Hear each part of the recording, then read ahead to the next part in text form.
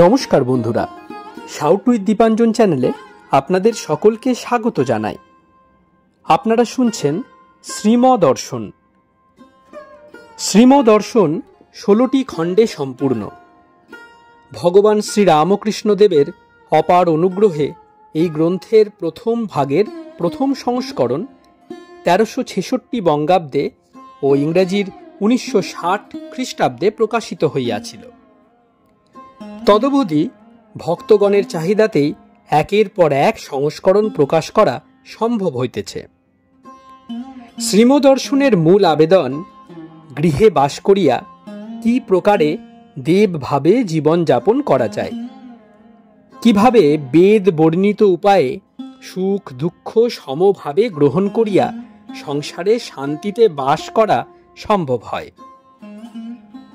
এই পুস্তকে আছে পরমহংসদেবের ও মায়ের কিছু নূতন কথা, আর স্বামীজি প্রমুখ অন্তরঙ্গ সন্তানদের কথা, আর আছে কথামৃতকার দ্বারা কথামৃতর ব্যাখ্যা এবং শ্রীরামকৃষ্ণ জীবনালোকে উপনিষদ, গীতা, ভাগবত, পুরাণ, বাইবেল আদি শাস্ত্রের আলোচনা।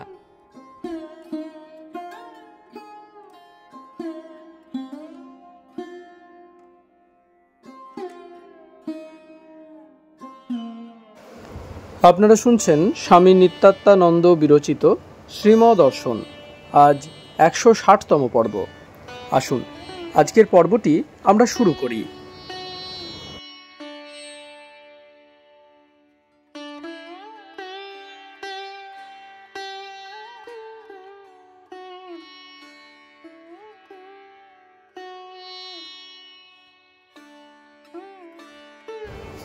বড় রাস্তা দিয়া গাড়ি কলিকাতা অভিমুখে চলিতে লাগিল।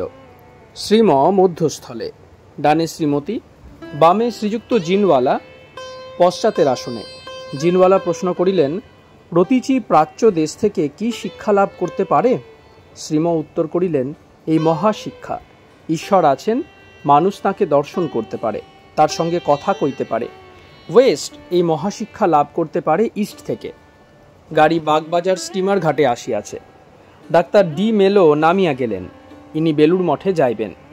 তারপর বাগবাজার রোড, কর্ণওয়ালি স্ট্রিট দিয়া গুরুপ্রসাদ চৌধুরী লেনে আসিল। শ্রীম ও সেবক নামিয়া ঠাকুর বাড়িতে গেলেন। জিনওয়ালা দম্পতি প্রণাম করিয়া চলিয়া গেলেন। 5 সন্ধ্যাকাল। শ্রীম নববিধান ব্রাহ্ম সমাজে বসিয়া আছেন, পশ্চিম দিকে, উত্তর দিক হইতে দ্বিতীয় দরজার সম্মুখে বেঞ্চিতে। আজ রবিবার, বৈদ্যুতিক আলোকমালায় গৃহ উদ্ভাসিত। আচার্য বেদিতে বসিয়া প্রার্থনা শেষ করিলেন। এখন ভজন হইতেছে। শ্রীমর পাশে জগবন্ধু, ডাক্তার বক্সি, শান্তি ও মনোরঞ্জন রহিয়াছে। শ্রীম পাশ ফিরিয়া আস্তে আস্তে জগবন্ধুকে বলিতেছেন, শাস্ত্রে আছে সন্ধ্যা করবে দেবালয়ে কিংবা নদী তীরে। এখানে ঠাকুর এসেছিলেন, তাই করা যাচ্ছে। 1 ঘণ্টা থাকিয়া 7:30টায় চলিয়া আসিলেন। এখন 8টা। শ্রীম মর্টনের 4 তলার ছাদে বসিয়া আছেন, চেয়ারে উত্তরাস্য। বেঞ্চিতে ভক্তগণ সম্মুখে পূর্ব ও পশ্চিমাস্য হইয়া বসিয়া আছেন। গরম পড়িয়াছে। শ্রীমর খুব কষ্ট বোধ হইতেছে। তার উপর আজ আবার দক্ষিণেশ্বর যাতায়াতের পরিশ্রম। কাশীপুর উদ্যানের কথা উঠিয়াছে। জগবন্ধু শ্রীমকে জিজ্ঞাসা করিলেন, দোতলার হলঘরের দক্ষিণ পশ্চিম কোণে মেঝেতে ঠাকুর শুতেন, এ তো দেখালেন আজ, কিন্তু তার শিয়র ছিল কোন দিকে? তিনি উত্তর করিলেন, দক্ষিণের দেয়ালের গায়ে। ঠাকুরের বাম দিকে খড়খড়ির জানালা 3 হাত দূরে। প্রশ্ন হইল, দক্ষিণ দিকের ঘরে ছিলেন না? শ্রীম বলিলেন, না, তখন ওই ঘরই ছিল না, খোলা ছাদ ছিল। ডাক্তার বক্সি বলিলেন, খাটে কেন শুতেন না? শ্রীম উত্তর দিলেন, মেঝেতে শোয়া সুবিধে ছিল, দুর্বল শরীর, মাদুরের উপর শতরঞ্চি, তার উপর বিছানা। জগবন্ধু জিজ্ঞাসা করিলেন, ছাদে কখনো বেড়াতেন? শ্রীম বলিলেন, খুব কম। জগবন্ধু প্রশ্ন করিলেন, নিচে হেঁটে কখনো বেরিয়েছেন বাগানে? শ্রীম উত্তর করিলেন, কখনো কখনো। 1 জানুয়ারি বেরিয়েছিলেন, মনে বড় স্বাদ ছিল, তা হয়ে গেল। 37 বৎসর হয়ে গেল, এর ভিতর আরেকবার যেন গেছি। ভক্তদের প্রতি আজ একটু কথামৃত পাঠ হোক, কাশীপুরের কথা। শান্তি পড়িতেছেন, 4th ভাগ 33 খণ্ড। ঠাকুরের আদেশে তাহার সম্মুখে মাস্টার ও নরেন্দ্র বিচার করিবেন। ঠাকুর বিছানায় শুইয়া আছেন। ঈশ্বর আছেন কি না সে সম্বন্ধে কথা হইতেছে।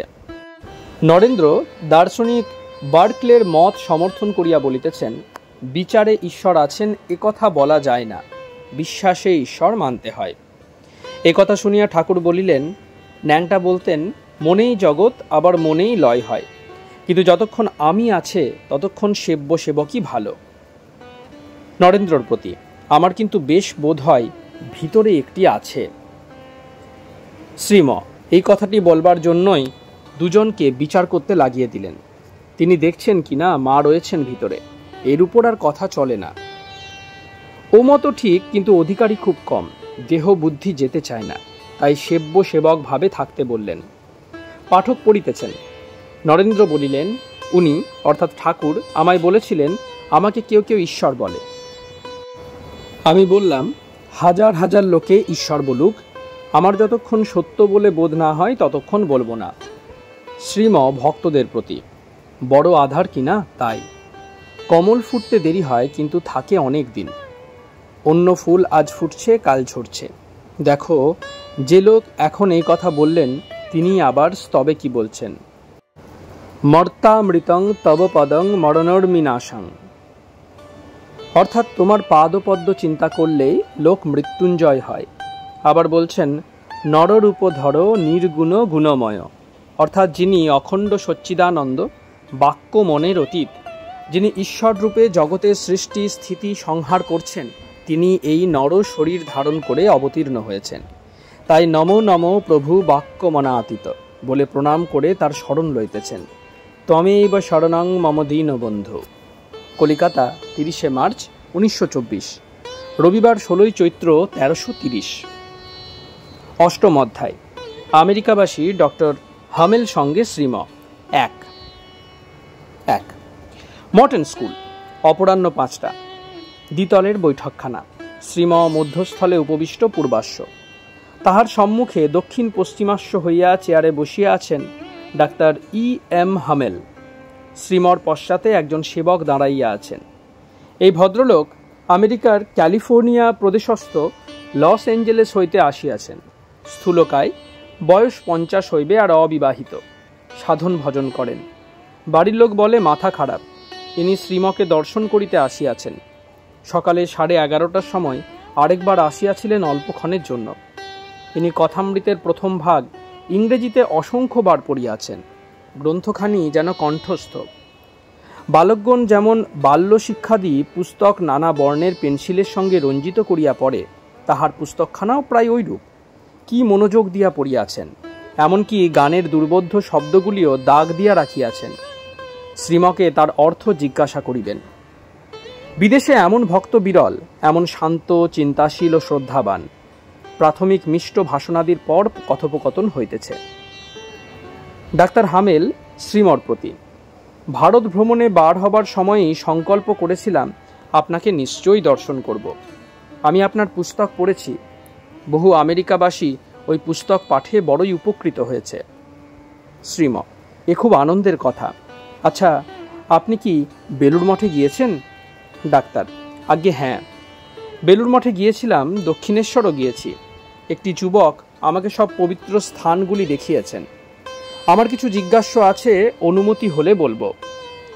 শ্রীম, হ্যাঁ বলুন। ডাক্তার, ভগবান দর্শনের চিহ্ন কি? শ্রীম, যার ভগবান দর্শন হয় তার স্বভাব হয়ে যায় 5 বছরের বালকের ন্যায়। তিনি সর্বদা যোগে থাকেন, আবার কখনো হাসছেন, কখনো কাঁদছেন, কখনো যেন উন্মাদ। ডাক্তার, আপনি শ্রী রামকৃষ্ণের অন্তর্ধানের কথা বিশেষ কিছু লিখেন নাই কেন? শ্রীম, এটা অত্যন্ত শোক ও দুঃখের কথা, লিখতে ইচ্ছা হয় না। ডাক্তার, তার সম্বন্ধে আপনার নিকট আর কত রেকর্ড আছে? শ্রীম, বাংলায় 4 ভাগ শ্রী শ্রী রামকৃষ্ণ কথামৃত বার হয়েছে। 1 ভাগের মাত্র ইংরেজি আমি করেছি। এসব ছাড়া আরও সব রেকর্ড রয়েছে। ডাক্তার, আপনি কি ওগুলি ইংরেজিতে প্রকাশ করতে চান না, অথবা ওয়েস্টকে দিতে চান না? শ্রীম, না না, শারীরিক দুর্বলতার জন্য হয়ে উঠছে না। ভগবান শক্তি দিলে হবে। ডাক্তার, স্বামী অভেদানন্দের বইখানা আপনার বই থেকে ভিন্ন। শ্রীম, হ্যাঁ, নিজের স্মৃতিকথা যোগ করে উহা বার করেছেন। ডাক্তার, জ্ঞানের কি কোনো মাপকাঠি নাই? শ্রীম: না, তিনি এই কথা বলতেন। তিনি বলতেন অবস্থার পরিবর্তন, এখন এক অবস্থা আবার বদলে গেল, তাই মাপকাঠি নাই। ডাক্তার, কামিনী কাঞ্চন ত্যাগ করো, এ তার উপদেশ। এ কথা দিয়ে তিনি কি বোঝাতে চেষ্টা করতেন এদের ভোগ ত্যাগ করো, কাম ও লোভ ত্যাগ করো, ইহাই কি মনে করতেন, কিংবা আর কিছু? শ্রীম ক্ষণকাল মৌন থাকিয়া মেরি আসল বস্তুটি চিনে নিয়েছে, ঈশ্বর প্রেম। এটি কেউ কখনো কেড়ে নিতে পারবে না। বাইবেলে যেটা আছে সেটা একটু পড়ে শোনাই। But one thing is needful, and Mary hath chosen that part which shall not be taken away from her. Doctor, Christ বলে যে আমাদের মতো একজন জীবন্ত ছিলেন, এ সম্বন্ধে তার মুখে কিছু শুনেছেন কি? শ্রীম: হ্যাঁ, বলেছিলেন একদিন যদু মল্লিকের বাগানে খ্রাইস্ট তার দেহে প্রবেশ করে মিশে গেলেন। ডাক্তার, আপনি তখন সেখানে ছিলেন কি? শ্রীম: না, তিনি পরে আমাদের বলেছিলেন। ডাক্তার, তার মুখ থেকে আপনি সকর্ণে শুনেছেন কি? শ্রীম: হ্যাঁ, তার মুখ থেকে শুনেছি। ডাক্তার, আপনি যখন একথা বলছেন আমার বিশ্বাস হচ্ছে। 2. শ্রীম ক্ষণকাল মৌন অবলম্বনের পর তিনি ঈশ্বরের আল্লাহ নাম 3 দিন মালায় সর্বদা জপ করেছিলেন। তখন মুসলমানদের ন্যায় 5 বার নামাজ করতেন দিনে। তিনি বলেছিলেন, আমি পূর্বে খ্রাইস্ট রূপে অবতীর্ণ হয়েছিলাম, ভাগ্যিস তাকে দেখেছিলাম, তাই খ্রাইস্টের একটু আভাস পাওয়া যাচ্ছে। খ্রিস্টিয়ানরা প্রায় তাকে বুঝতে পারেন নাই। ডাক্তার, অনেকের কাছে এটা একটা ফ্যাশনে দাঁড়িয়েছে, তারা বুঝে নাই তাকে। তারা যদি শ্রীরামকৃষ্ণের কথা শোনে তাহলে খ্রাইস্টকে বুঝবে ভালো। আপনি ধন্য, তার সঙ্গ করবার সৌভাগ্য লাভ করেছিলেন। শ্রীম: হ্যাঁ, শাস্ত্রে আছে পূর্বজন্মের বহু পুণ্য ফলে মানুষ অবতারের দর্শন ও সঙ্গ করবার সৌভাগ্য লাভ করে থাকে। ডাক্তার, যারা তার চরণে স্থান পেয়েছিলেন তাদের মধ্যে কতজন আত্মদর্শন করতে সমর্থ হয়েছেন? শ্রীম: এ প্রশ্নের স্পষ্ট জবাব দেওয়া সুকঠিন। ডাক্তার, আচ্ছা, আবেশ কি? শ্রীম: খ্রাইস্ট সুমেরীয় রমণীকে বললেন, এই কূপ থেকে তুমি আমায় একটু জল পান করিয়ে বাঁচাও, আমি এর পরিবর্তে তোমায় এমন জল পান করাবো যাতে তুমি অনন্তকাল বেঁচে থাকতে পারবে, অমৃতত্ব লাভ হবে। এই একটি দৃষ্টান্ত আবেশের, ভগবত ভাবে তন্ময় হয়ে যাওয়া, মুহূর্তের মধ্যে বদলে দেব মানুষ হয়ে যাওয়া। ডাক্তার, তার তিরোধানের কথা তিনি কি পূর্বেই আপনাদের বলেছিলেন? শ্রীম: হ্যাঁ, তিনি বলেছিলেন আরও কিছুকাল এ শরীরে বাস করবার আমার ইচ্ছা ছিল, তাহলে আরও কতক লোকের চৈতন্য হতো, কিন্তু থাকবার উপায় নাই, মা ডাকছেন, যেতে হবে। ডাক্তার, তার অন্তর্ধানের সময় আপনি উপস্থিত ছিলেন কি? তিনি কি সমাধিস্থ হয়ে শরীর ত্যাগ করেছিলেন? শ্রীম: মা কালী এ কথা বললেন, এরপরই সমস্ত শরীর রোমাঞ্চিত হয়ে গেল। 8 ঘন্টা এ অবস্থায় শরীর রক্ষা করা হয়েছিল। কলকাতার ভক্তগণ দর্শনের জন্য আসতে লাগলেন, ওই সঙ্গে নেপালের রাজ প্রতিনিধি কাপ্তেনও এলেন। তার এসব বিষয় জানা ছিল। বললেন, এবার দেহ নিয়ে যাও, সৎকার করো। ডাক্তার, আপনার নিজের কি কোনো ছবি আছে? শ্রীম: হ্যাঁ, সেবকের প্রতি। আমাদের গ্রুপটা আনত, গিরিশ, দেবেন, গোপাল, লাটু, শ্রীম প্রভৃতি এতে আছেন। ডাক্তারকে দেখাইয়া সব চলে গেছেন, আমি একা পড়ে আছি। ডাক্তার, আপনার একটি ছবি কি আমায় দয়া করে দেবেন? শ্রীম নিজ পুত্র প্রভাসবাবুকে দেখাইয়া, এর কাছে চেয়ে দেখতে পারেন যদি থাকে। বছর 15 হয় আরেকটি নেওয়া হয়েছিল। স্বগত, তারা সব চলে গেছেন সেই দেশে যেখান থেকে আর কেউ ফিরে না কখনো। They have gone to that land from whose bourne no traveler returns. Doctor, আপনি কি শেক্সপিয়ার পড়েছেন? শ্রীম সুপণ্ডিত হয়েও বিনীতভাবে, কিছু দেখা আছে। ডাক্তার, বিবেকানন্দ প্রভৃতি অনেক যুবক ছিলেন, তারা কেউ লিখে রাখেন নাই তার কথা, আপনি কি করে রাখলেন? শ্রীম সবিনয়, আমি রাখি নাই, তিনি রাখিয়েছেন।